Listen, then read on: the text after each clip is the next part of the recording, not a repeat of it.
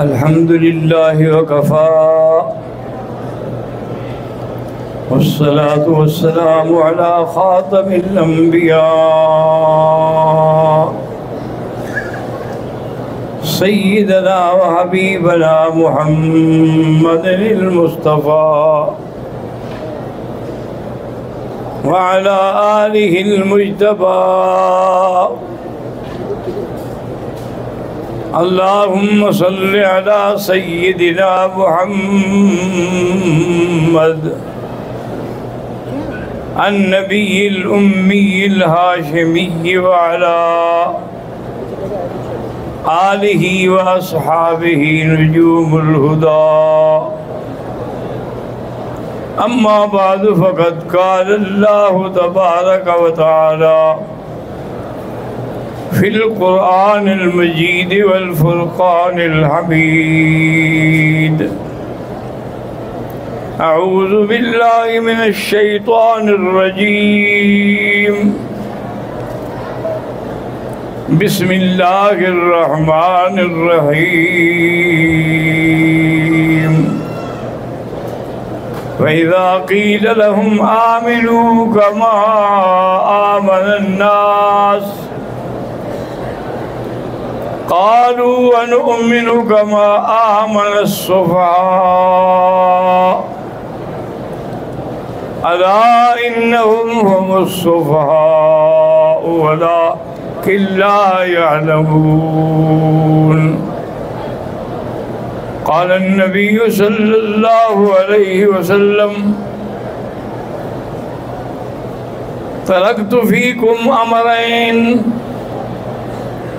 إن تمسكتم بهما فلن تضلوا بعدي أبدا كتاب الله وسنتي أو كما قال النبي صلى الله عليه وسلم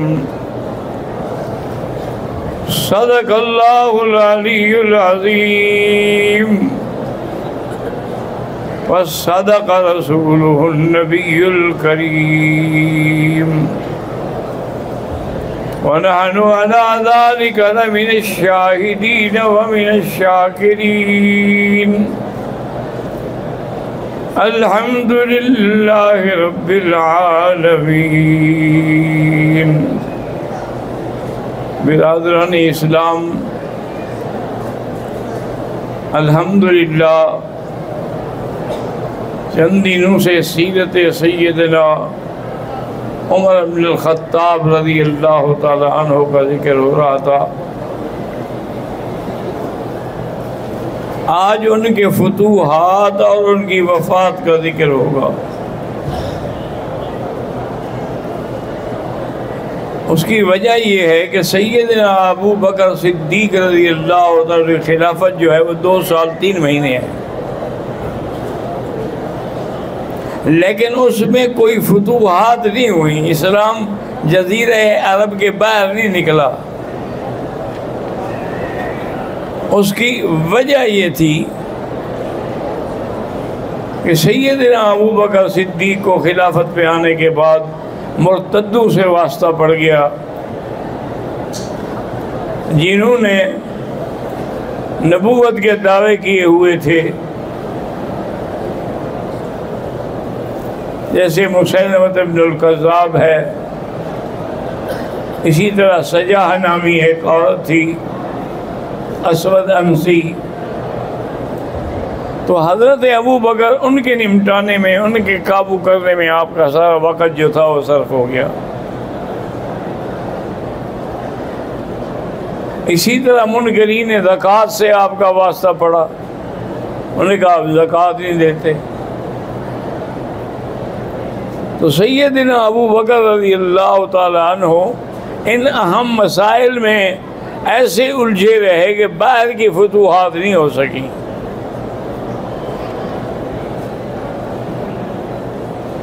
جب آپ کی وفات قریب آئی تو آپ نے اہل شورا کو بھی بلایا، ارباب حل و عقد کو بھی بلایا اور حضرت عمر کو بھی بلایا، اور آپ نے فرمایا کہ عمر ہمارا تقریباً پوری جماعت کا فیصلہ ہے کہ میرے بعد خلیفہ تم بنو. تو حضرت عمر نے کہا کہ لا حاجت لی الیہا، مجھے خلافت کی ضرورت ہی نہیں ہے. حضرت ابو بکر نے فرمایا عمر خلافت کو یہ ضرورت تمہیں نہیں ہے، خلافت کو تمہاری ضرورت ہے.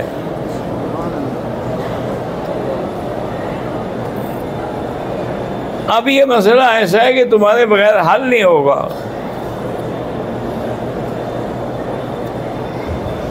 آپ نے فرمایا اچھا میں خلافت قبول کرتا ہوں، لیکن میری ایک شرط ہے کہ اگر میرے اندر کوئی اعوجاج ہو، کوئی غلطی ہو تو مجھے فوراً ٹھیک کر دیا جائے.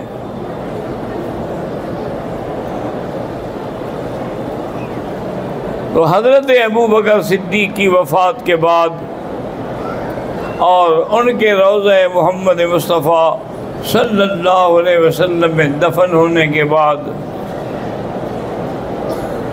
لوگوں نے حضرت عمر کے ہاتھ پہ فوراً بیعت کر لی. آپ نے ممبر پہ کھڑے ہو کے خطبہ دیا اور فرمایا کہ دیکھو بھائی، میں بھی انسان ہوں، ان کان فی اعوجاج، اگر میرے اندر کوئی ٹیڑھا پن ہو فقومونی، مجھے سیدھا کرو. ایک آدمی تلوار لے کے کھڑا ہو گیا. انہوں نے کہا کہ عمر اگر تم میں اعوجاج ہوا نا، انا اقومک بحد السیف، میں تلوار سے تمہیں ٹھیک کروں گا. حضرت عمر نے فرمایا کہ الحمدللہ، اللہ تیرا شکر ہے کہ ابھی میری خلافت میں بھی ایسے لوگ ہیں جو مجھے سیدھا کریں گے. بڑے خوش ہوئے. اس کے بعد پھر دوبارہ جب خطبہ شروع کیا تو ایک اور آدمی کھڑا ہو گیا. اس نے کہا حضرت عمر آپ نے انصاف نہیں کیا. حضرت عمر حیران ہو گیا. فرمایا کون سا میں نے؟ فرمایا کہ دیکھو یہ تم نے قمیض جو پہنی ہوئی ہے یہ 2 گز سے نہیں بن سکتی، آپ نے 2 گز کپڑا دیا تھا سب کو، تمہاری قمیض کیسے بن گئی؟ تو آپ نے فرمایا قم یا عبداللہ، بیٹے کو کہا کہ کھڑے ہو جاؤ اور گواہی دو. حضرت عبداللہ کھڑے ہوئے. انہوں نے کہا بھائیو میں نے اپنے 2 گز بھی والد کو دے دیے تھے. تو پھر ان کی قمیض پوری ہو گئی. تو اب جس آدمی نے اعتراض کیا تھا انہوں نے کہا قل اذن نسمع، اب کہو ہم سنیں گے، مسئلہ ہمارا حل ہو گیا کہ تمہارا قصور نہیں ہے اس میں. اور حضرت عمر رضی اللہ تعالیٰ عنہ نے اعلان بھی فرمایا کہ بھی آج کل جو حق المہر میں اضافہ ہو رہا ہے روز بروز، یہ بہت زیادتی ہے. اسی وجہ سے سینکڑوں لڑکیاں جو ہے بیٹھی ہیں، حق المہر کے پیسے نہیں لوگوں کے پاس. بہرحال آج کے بعد اگر کسی نے حضور کی بیویوں اور آپ کی بیٹیوں سے زیادہ مہر رکھی تو میں وہ مہر ضبط کر کے بیت المال میں داخل کروں گا.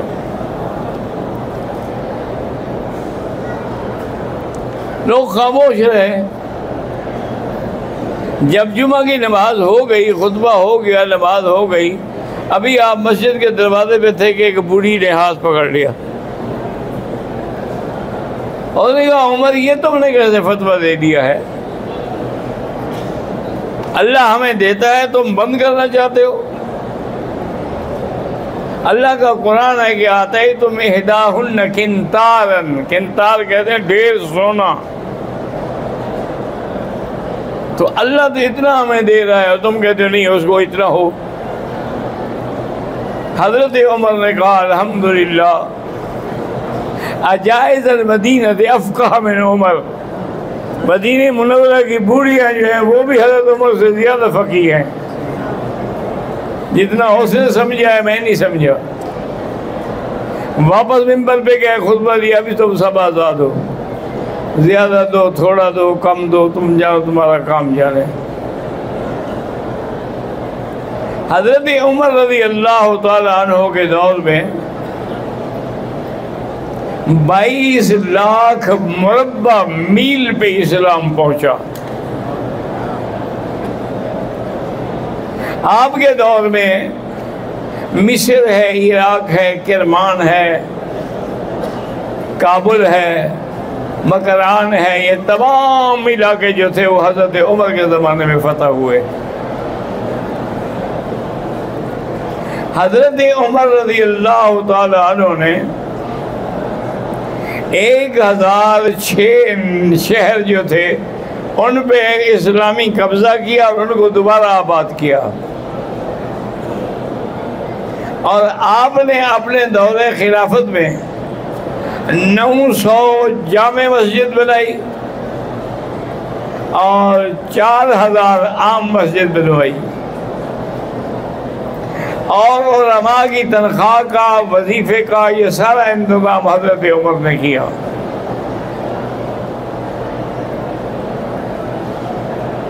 اسی طرح محکمہ مال کو اثر نو مرتب کیا. اسی طرح آپ نے فوج کی بھرتی شروع کی اور فوج کے محکمے کو باقاعدہ منظم کیا. جو پہلے تنظیم نہیں تھی وہ جنگ پہ چلے، جو بھی ساتھ ہو گیا ہو گیا. حضرت عمر رضی اللہ تعالی نے حکم دیا بھئی جو نہریں پرانی ہیں، بھری پڑی ہیں، ان کو صفائی کی جائے، جسے ہم بھل صفائی کہتے ہیں، اور جہاں ضرورت ہے وہاں نئی نہریں کھدوائی جائیں. یہ محکمہ آبپاشی کا نظام بھی حضرت عمر نے قائم کیا. محکمہ جیل کا انتظام بھی حضرت عمر نے کیا، بھی جو مجرم ہو جیل میں رہے.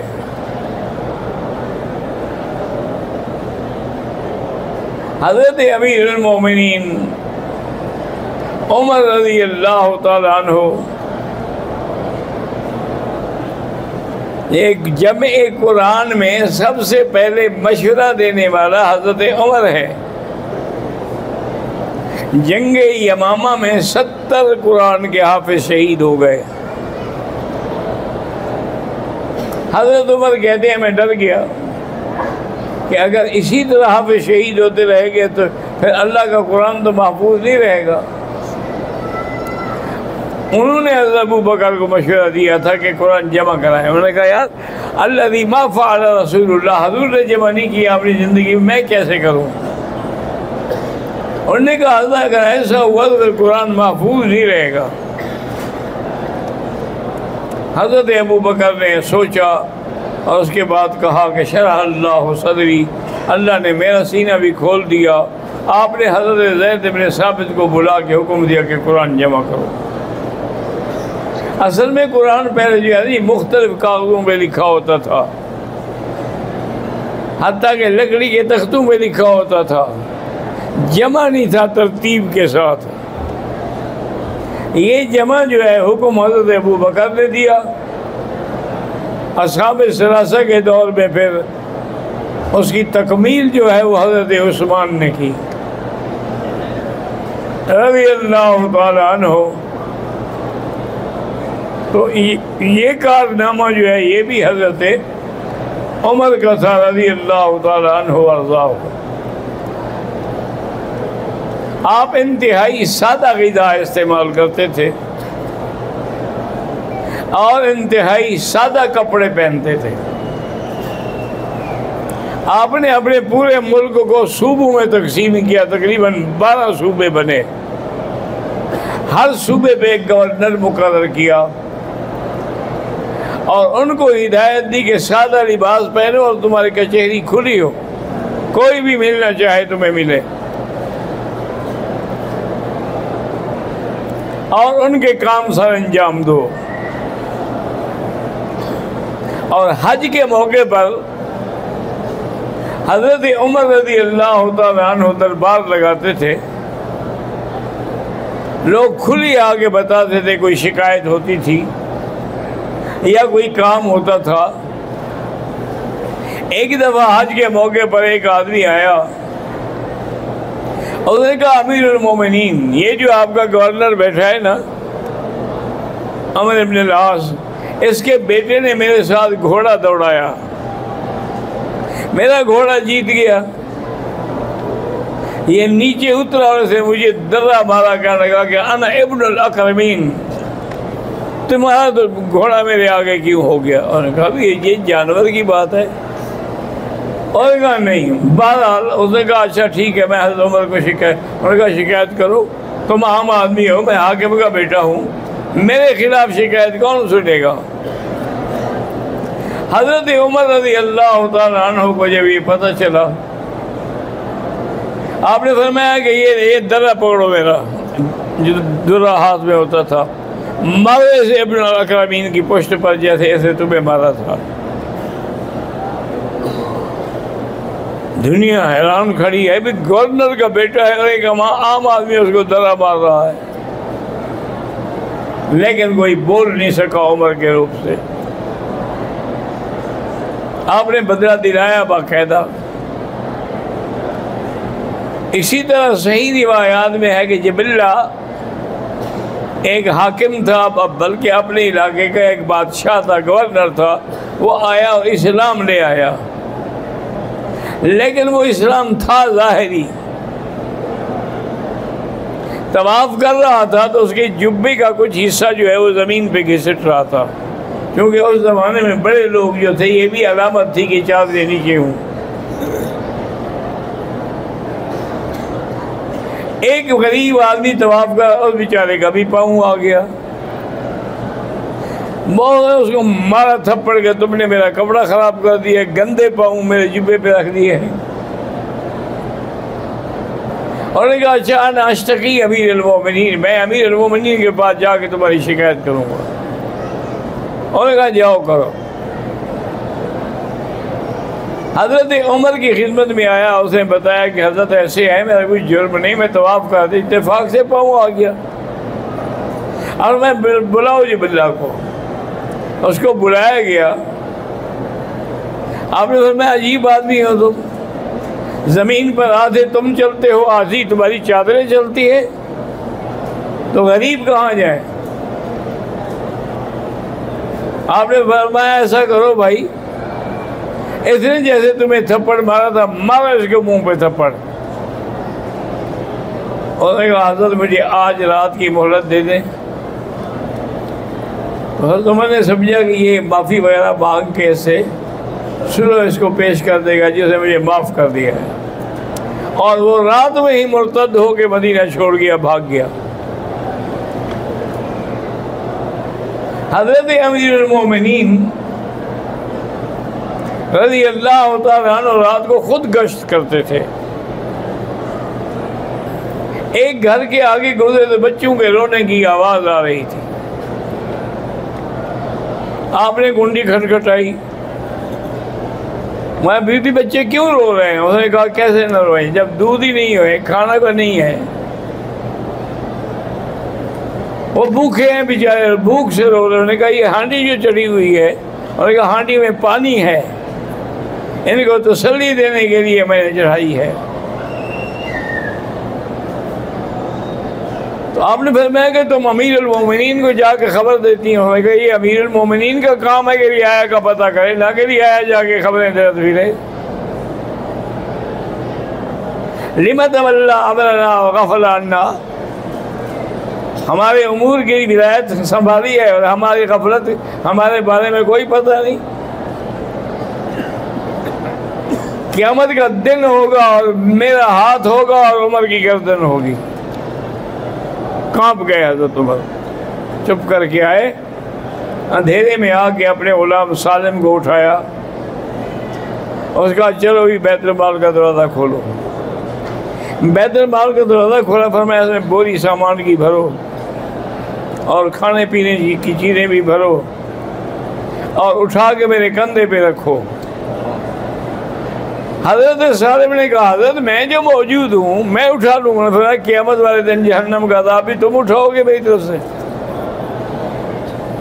یہ میری غلطی ہے تو میں اٹھاؤں گا۔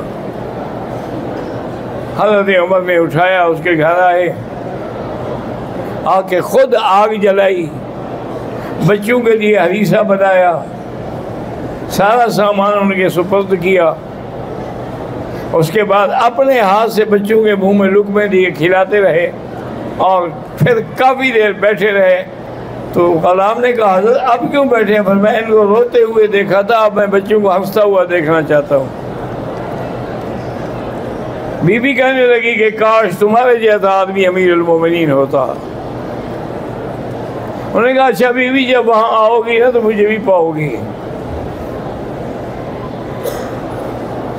تو حضرت عمر رضی اللہ تعالیٰ نے اس کہا کہ اب تم یہ بتاؤ کہ اب تم امیر المومنین کے گلے میں کپڑا تو نہیں ڈالو گی قیامت کے دن؟ انہوں نے کہا نہیں، میں نے معاف کر دیا ہے، آپ تو صرف امیر المومنین نہیں، ہمارے باپ ہمارے بچوں کو بہلایا ہے۔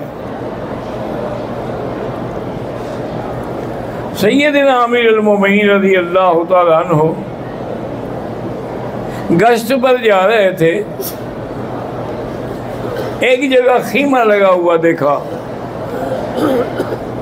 آپ وہاں گئے تو باہر ایک آدمی بیٹھا تھا اور خیمے سے رونے کی آواز آ رہی تھی، اور ہمیں بھائی کیا بات ہے، کیوں رو رہی ہے اندر سے؟ انہوں نے کہا میری بیوی کی زچگی کا وقت ہے، بچہ پیدا ہونے کا وقت ہے، اور ہمارے پاس نہ اسباب ہیں نہ کوئی خدمت کرنے والا ہے، میں اللہ سے مانگ رہا ہوں، وہ بیچاری رو رہی ہے۔ حضرت عمر نے کچھ نہیں بتایا، سیدھے گھر آئے، اپنی بیوی سے کہا ام کلثوم سے، یہ بیوی جو ہے یہ حضرت علی کی بیٹی ہے اور سیدہ فاطمہ کی بطن سے ہے، یعنی حضرت عمر کی رشتہ داری تھی کہ اپنی لڑکی اس نے حضور کو دی، بی بی حفصہ، اور حضرت علی سے لڑکی ام کلثوم جو ہے وہ اپنے نکاح کے لیے دی۔ آپ نے فرمایا کہ بی بی ام کلثوم آج تمہارے امتحان کا بھی وقت ہے اور تمہارے جنت میں جانے کا سبب بھی ہے، ایک بچی ولادت کے مرحلے میں ہے، اس کے ساتھ کوئی نہیں، اگر ہو سکے تو چلو اس کی مدد کرو۔ انہوں نے کہا میں حاضر ہوں امیر المومنین، اور ضرورت کی چیزیں اٹھائیں، حضرت عمر نے سامان اٹھایا اور اس خیمے میں پہنچے، بی بی اندر چلی گئی، آپ نے ان کے لیے کھانا تیار کیا اور خود آگ جلائی، اور پھونکے جب مارتے تھے تو غبار اڑتا تھا، داڑھی ساری مٹی سے بھر گئی۔ حضرت عمر نے اپنی داڑھی کو پکڑا اور کہا دیکھو یہ آج کی مٹی بہتر ہے جہنم کی مٹی سے۔ تھوڑی دیر گزری کے اندر سے آواز آئی ابشر اخوک یا امیر المومنین بغلام، امیر المومنین اپنے دوست کو خبر دو اللہ نے اسے بیٹا دیا ہے۔ جب امیر المومنین کا نام سنا وہ تو کانپ گیا بیچارہ، انہوں نے کہا انہوں نے کہا بتانے کی کیا ضرورت ہے، امیر المومنین کا معنی یہی ہوتا ہے کہ مخلوق کی خدمت کرے۔ تو انہوں نے بڑی دعائیں دی اور حضرت عمر رضی اللہ تعالیٰ عنہ واپس آئے، انتہائی سادہ کپڑا پہنتے تھے اور انتہائی سادہ سواری استعمال کرتے تھے، اسی لیے جب بیت المقدس کی فتح کے لیے گئے تو جو غلام تھا وہ اوپر بیٹھا ہوا تھا اور عمر پیدل چل رہا تھا۔ یہ اب باتیں تو ہیں، ہم مسلمان پڑھتے ہیں لیکن ان پہ عمل کوئی نہیں کرتا۔ آج تو اللہ معاف کرے، ایک چھوٹے تھندار کی بھی اتنی سیکورٹی ہوتی ہے، گارڈ ہوتے ہیں اور گاڑیاں ہوتی ہیں کہ آدمی تصور بھی نہیں کر سکتا۔ تو اللہ تبارک و تعالیٰ نے حضرت عمر رضی اللہ تعالیٰ عنہ کو ایک آدمی ملا، اس نے آگے شکایت کی، اس نے کہا کہ حضرت میں حضرت مغیرہ کا غلام ہوں، وہ 2 درہم جزیہ روزانہ کا مجھ سے لیتے ہیں، یہ بہت زیادہ ہے، مہربانی کر کے اس کو کم کرائیں۔ اور میں چاہتا ہوں یہ بتاؤ کام کیا کرتے ہو؟ انہوں نے کہا جی میں کام تو لوہار کا بھی کرتا ہوں، پینٹر بھی ہوں، اور یہ چکی جو آٹا پیسنے والی ہے یہ بھی بناتا ہوں۔ آپ نے کہا بھی جب اتنے فن تم جانتے ہو تو پھر 2 درہم کوئی زیادہ تو نہیں ہے نا۔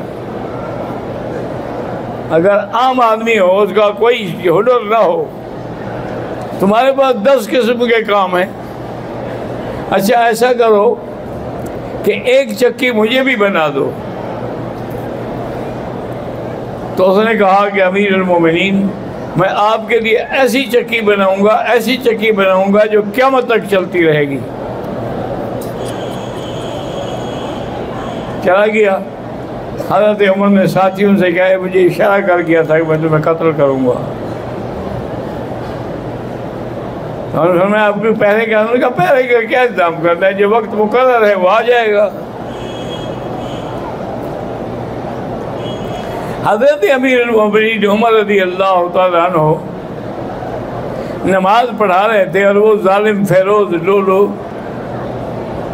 مجوسی وہ چھپا ہوا تھا ایک خنجر زہریلا بنا کے۔ حضرت نے جب صفیں سیدھی کرائی تو اس ظالم نے آ کے خنجر مارا، ایک طرف سے دوسری طرف تک پورا پیٹ مارا، کٹ گیا، آنتیں باہر آ گئیں۔ حضرت نے اپنے ہاتھ رکھے اور بیٹے کو کہا کہ نماز پڑھاؤ، نماز نہ جائے۔ بیٹے نے نماز پڑھائی۔ لوگ کہتے ہیں کہ آواز بدلی ہمیں لگی، لیکن یہ پتہ نہیں لگا کہ حضرت عمر تو شہید ہو چکے ہیں۔ اس کو پکڑنے کی کوشش کی اس ظالم کو، تو 10-11 آدمیوں کو اس نے زخمی کر دیا۔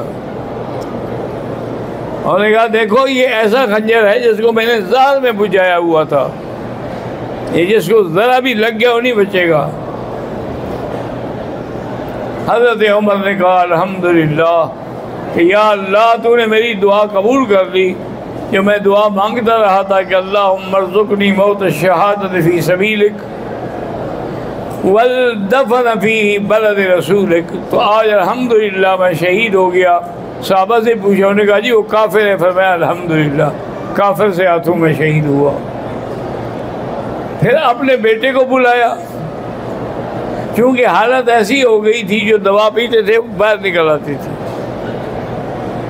آپ نے فرمایا کہ تم جاؤ سیدہ عائشہ امہات المومنین کے دروازے پہ اور کہو کہ بیٹا عمر نے مجھے بھیجا ہے، امیر المومنین نے کہنا عمر نے بھیجا ہے کہ مجھے اپنے حجرے مبارک میں جہاں میرے آقا اور جہاں صدیق دفن ہے مجھے بھی دفن ہونے کی اجازت دو۔ بی بی عائشہ کے بعد جب ان کا بیٹا آیا تو بی بی صاحبہ رو رہی تھی۔ انہوں نے کہا کہ بیٹا یہ جگہ تو میں نے اپنے لیے رکھی تھی، لیکن میں حضرت عمر کو ترجیح دیتی ہوں، ان کو اجازت ہے کہ مجھے دفن ہوں۔ حضرت عمر انتظار کر رہے تھے کہ بیٹا آیا، انہوں نے کہا ابشر یا امیر المومنین، بی بی نے اجازت دے دی ہے۔ فرمایا اچھا اور سنو، جب میری تجہیز تکفین غسل ہو جائے، جنازہ ہو جائے، دفن کے لیے لے جاؤ تو پھر بی بی عائشہ کے حجرے کے دروازے پہ میری میت رکھ دینا، پھر پوچھنا، ممکن ہے اس وقت وہ مجھے امیر المومنین سمجھ کے اجازت دی ہو،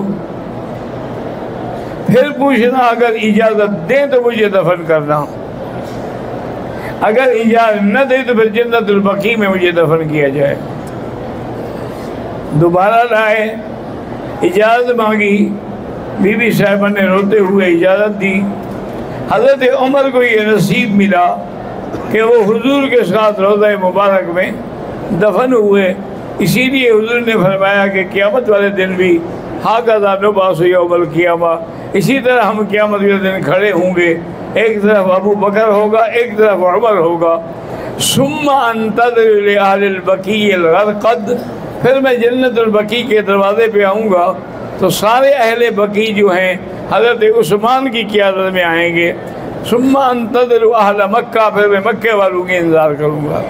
پھر جب مکے والے آ جائیں گے، اجعلہم علی یمینی واہل المدینۃ علی یساری، میں مکے والوں کو دائیں ہاتھ پہ رکھوں گا اور مدینے والوں کو بائیں ہاتھ پہ۔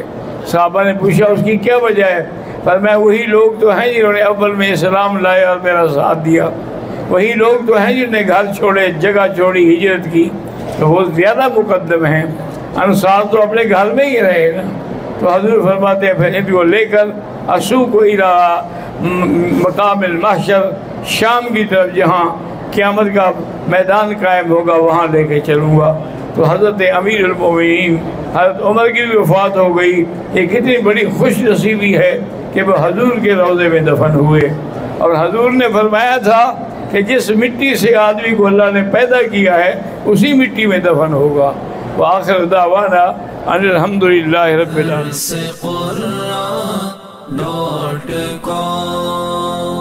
www.darsequran.com